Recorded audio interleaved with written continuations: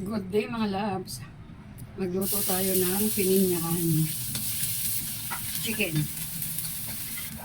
Inuna ko lang po yung yung bawang. Sinab natin ang sibuyas, kamatis,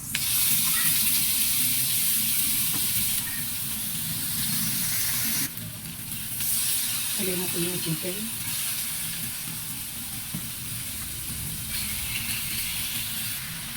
Ayan, natapos na natin ilagay. Spread na muna natin hanggang sa mag-golden brown ng kaunti. Kaunti lang. Ayan, natapos na natin baliktarin lahat. Hayaan muna natin ng mga 5 minutes pa ang ganyan. Lagyan natin ng asin. Dahil naka 5 minutes na, lagyan na natin itong pineapple chunk.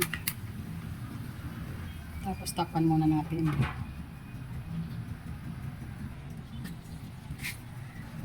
Lagyan natin ang patis. Pepper. Ayan, haluin lang natin. Unahin muna natin yung carrots ilagay.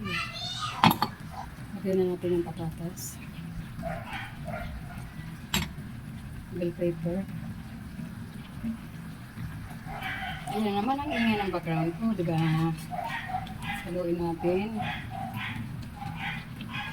Tapos, takpan natin ulit. Lagay na natin yung evap milk.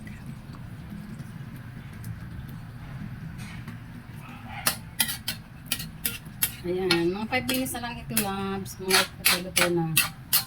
Thank you mga loves sa walang sawa yung support. Maraming salamat po. Ayan, luto na siya. Bye-bye all. Salamat po. See you next time. Thank you.